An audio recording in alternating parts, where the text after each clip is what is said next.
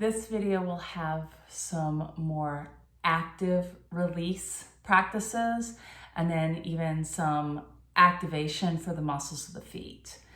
And you won't be able to see my face because I wanted to focus mainly on the feet and for you to maybe see what's going on if you're doing this with me or if you're watching this before you do it on your own. There are some external tools that we can use to move into more depth of release on the soles of the feet. I have this ball. It's called a RAD, R-A-D, recovery ball. It's a little bit squishy. I also have lacrosse balls that I've used for other myofascial release workshops, but I just find them a little bit hard. A tennis ball would work. I like these, and I'm not a spokesperson for the company or anything. Just like these because they're medical grade silicone and they hold their shape. If you're doing this a lot with a tennis ball, you'll eventually, as with tennis balls, if you hit them a lot, you have to get new ones, get a bit of a springy quality, but you don't have to go out and spend money unless it's something that you feel like would be beneficial to you. So I use this. You can use a tennis ball. You can use a rolling pin. I don't have a rolling pin, but I have this that you can then wrap in a towel. You could use a golf ball. You could use a baseball, but anything harder, I would recommend wrapping it up to make it a bit softer. The idea behind myofascial release, in my opinion, and the teachers that I study with, is to encourage your nervous system to let go. And for your nervous system to let go over the communication that's going on in the connective tissue and the muscles, it's gotta be slow and a gentle release. That's not to say you won't feel sensation, but the really like deep, no pain, no gain, or like the fascia blaster where you roll, you're almost encouraging your nervous system to hold on more. And so it might feel good in the moment, but then eventually afterwards, it's possible that you haven't really released anything, that your body, your nervous system, your brain hasn't released anything from that point. So slow, controlled, you control the depth of all of this. And so as we go through, a couple points to the sole of the foot. We'll work a couple different places. So we'll work at the arch of the foot closest to the heel. We'll work in the mid-step of the arch. And then we'll work in the arch sort of at the base of the big toe joint, kind of the ball of the foot. Here's the big toe. And a joint, this goes into the ball of the foot. This is also a joint to the big toe. So we'll work kind of beneath it, maybe even more toward the center. You'll decide what works for you. This can be done from a seat, but I'm gonna do this standing up against the wall. You'll take your ball. This will be for later. Just let your hand come to the wall so that you feel you're stable, or you can do this next to a chair. And then I just start off with a very light, I call it scribbling. I'm scribbling the ball over the sole of my foot. Maybe I take it a little bit deeper, but I'm just exploring. What does this feel like? I might even get up into the toes. I like this feeling. Get into the toes. But then, as we begin, start toward the arch of the foot that's closest to the heel, right? And I have very little weight on my foot right now. I can lean in a little bit more. I can even use my hand on the wall to take some of this weight away even. But I'm just gonna pause. I'm gonna pause the place where I feel manageable sensation, where I have that slow, even nasal breathing I'm focusing on the exhale. So if you feel like your breath gets a little bit short or choppy, or even your exhale's a little bit hard to exhale, then take the pressure off, pause for a minute, and then see if you can come back. And so typically if there's a lot of pain, you won't want to do these until you can experience being here without pain. And I would stick with the fingers and just exploring that type of movement. So this is after you can manage a little bit of weight. And then trying to stay still, which can be one of the hardest things to do, especially if there's a lot of sensation happening. Can you control the amount of sensation from just the depth of the foot on the ball? If you want sensation at all, or if you're feeling the need to move, see if it can just be from lifting and lowering your big toe. That gets challenging too. I've been working for quite a while on being able to keep my 4 toes down and just lift and lower my big toe. So if that's not available to you, then see if you can just pause. And typically you'll feel some sort of shift happening. You're not looking to chase that sensation. You're observing what is happening in the breath, in the body, in the sensation through the foot. And it may take 2 minutes, it may take 5 minutes. You might not have 5 minutes, so even just a little bit of time. You can place a little more pressure on it by letting the knee bend. By one hand can still be on the wall. My hand's on the wall, it's above, you can't really see it. And then maybe even leaning into your leg. Now I've taken my hand away from the wall. Just depends on how squishy your ball is, how much pressure your body can handle at the moment. And then once you feel a dissipation of sensation or a shift, then we'll change to more the middle. And you can change, right? So you'll notice before my heel was up, and now my heel is down, and I'm more at the arch of the foot. But you can also do this with the toes down. You keep the heel lifted and do this at the arch of the foot. Really, wherever you find that you have a sense of stability, where you in control over the depth of descent of your foot over the ball.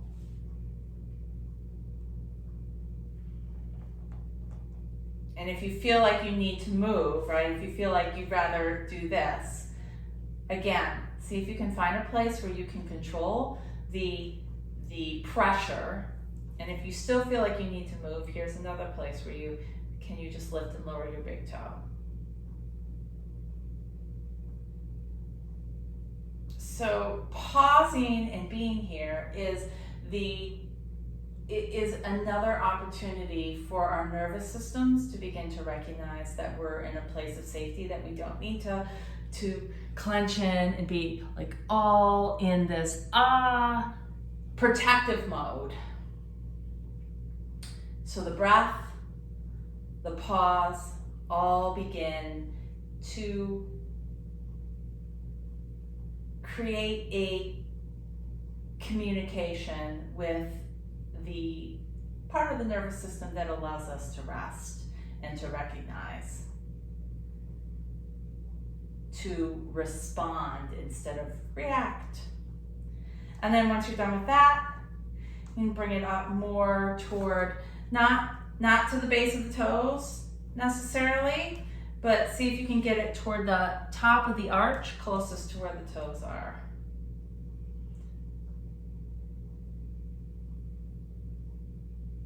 And the pause and the breathe. And maybe there was movement by simply letting the weight shift into the ball and letting the weight shift out of the ball. that movement I think could be beneficial. Or just pausing. Sometimes I curl the toes in. And then I reach the toes out. And I find a spot in between those movements where I don't have to think about the toes, where they just do their thing as my foot settles onto this ball. It's the drape, the feeling of your foot draping over the ball.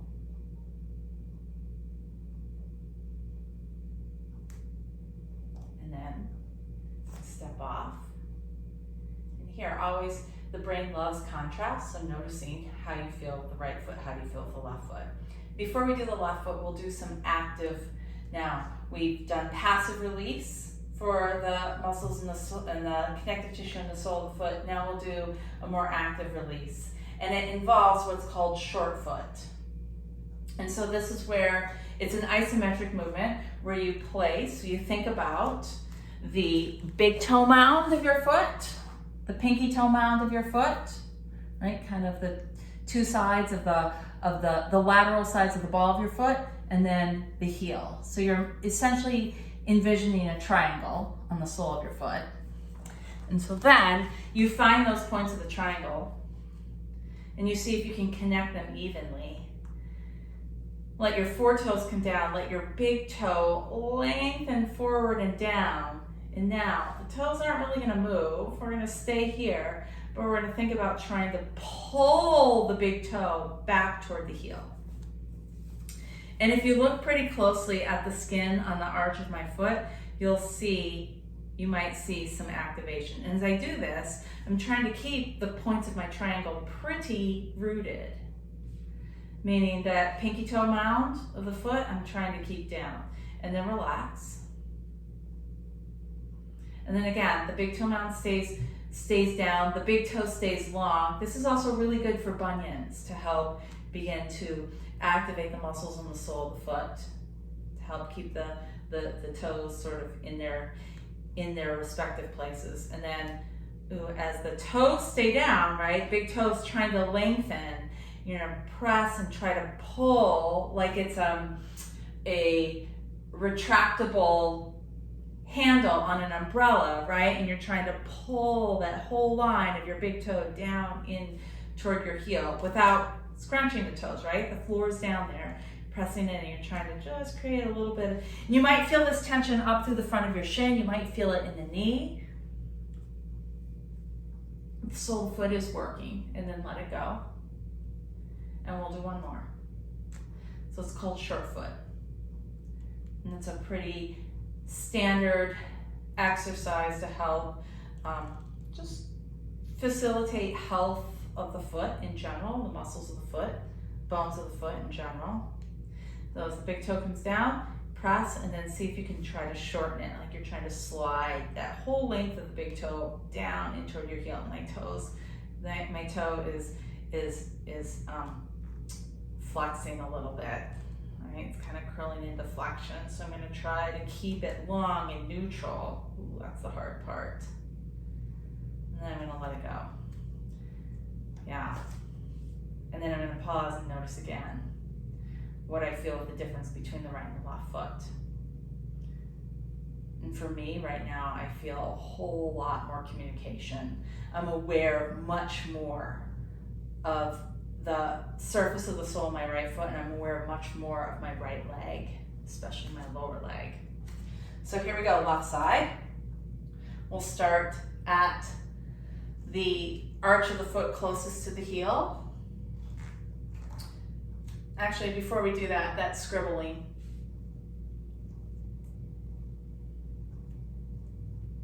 What is it that you feel? And maybe, again, so if the scribbling action is too much sensation happening, go back to the thumbs or stay with that practice until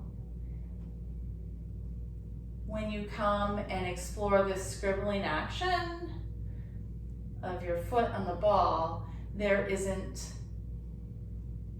pain.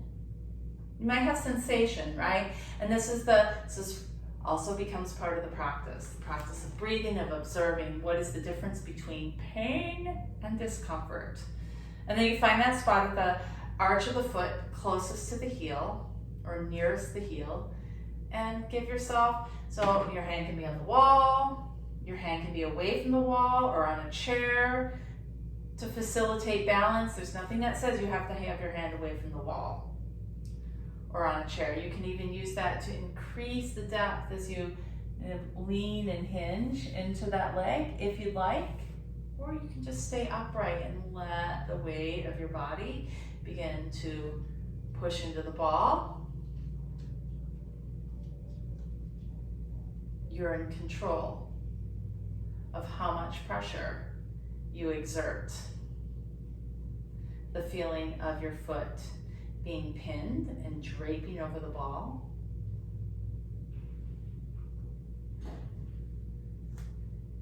Eventually, you might feel a shift in sensation, even the tiniest little shift. You might feel it shift to another place, or you might feel it, feeling of release.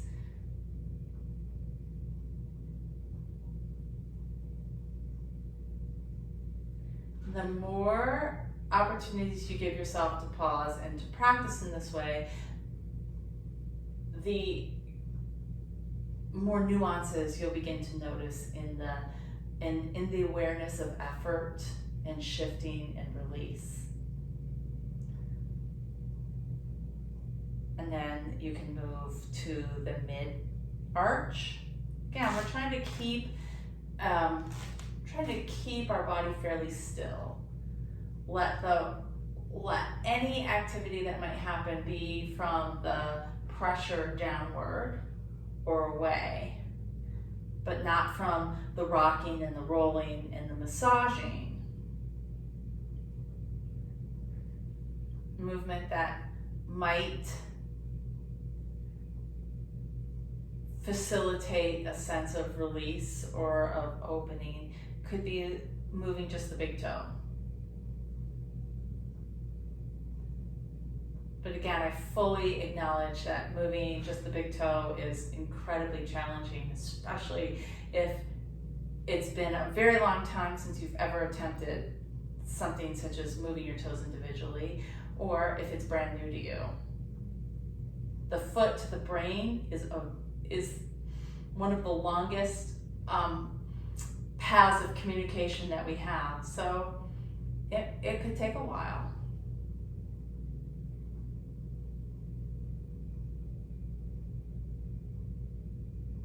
And each side is different, so you may feel like you need more time for awareness and shifting on one side of your body and less on the other. And when you start to feel a little bit of a shift happening, you can move it up to the part of the arch of the foot closest to the ball of the foot. And so here we are, again, choosing whether you are comfortable in the sense of, do you have control over where your foot is on the ball? Do you have a sense of awareness of your breath, your heels down, or if your toes are down at that same spot? Like, where is it that you find that you are happiest for these next couple breaths? I'm going to do heel down, toes up. And when it gets really intense, or if I happen to feel a sense of intensity, I'm not going to move per se to another spot. I'm just going to lessen the amount of pressure that I have in this area. And then I'll incrementally add a little more if it feels like that might be useful to me.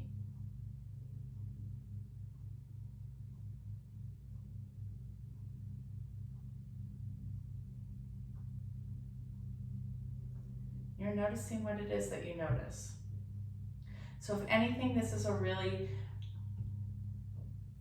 prime opportunity for you to take a mindfulness break in your day. What will this be? Maybe a 15-minute mindfulness break. So bringing that practice of mindfulness in with also the practice of becoming more attentive to taking care of your feet and your toes. And then once you feel a shift happen there, you come and stand for a minute. And then the practice of short foot. So you can do short foot holding onto the wall, right? So that there's very little weight on that foot, that you're helping distribute the weight down to that foot.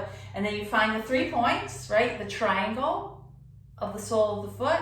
You imagine that. Can you connect your 3 points of the triangle? Let your toes press down, especially your big toe, without trying to flex it, right? Trying to pull it in. The floor's there to help alleviate some of that. And then as you press it down, that isometric action of trying to shorten the sole of your foot. Think about pulling your whole big toe, sliding it down into your heel. And then relax. It's very subtle looking from the outside. It might not look like anything's happening from the outside, but it's a pretty active inner experience. So again, I'm going to set up. This left side is a little more challenging for me to get access to those 3 points. I'm going to press my big toe down.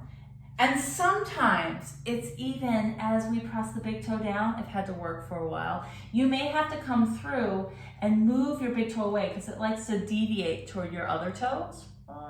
And so you may actually have to move it away. And if you can, you'll feel all of the muscles of this foot begin to kick into gear to keep the toe there. And you press the toe down, and then you see if you can find short foot action, trying to slide the big toe down toward the heel. You'll see some activation of the skin of the arch of my foot here, and then I'm going to let it go. Kind of see it collapse slightly.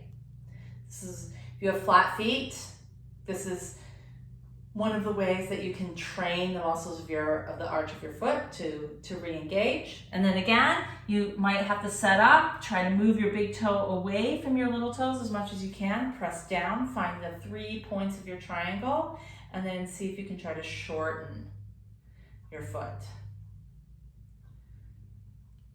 And hold it. You keep that activation for another couple breaths. Can your exhales again be longer? Notice what else is happening in the rest of the upper chain of action of your leg, and then relax. Maybe you stand for a minute on both feet. You might hold on to something and close your eyes, or you may find that closing your eyes creates more instability. But if closing your eyes allows you to better tune in to what's going on in the soles of your feet and up through your ankles and your legs, then you can do that. Okay, so this was a video of more active release and then some active muscle activation of the foot. This one is getting more intense. So again, you might not be ready for this, and it's best to not chance it, especially if you feel still a lot of tenderness, to just stick with the more passive, working with your hands through the soles of your feet, moving the ankle around, wiggling the toes. Once you feel like you have some stamina, then you can do these and let me know how it goes for you. All right, thanks for watching.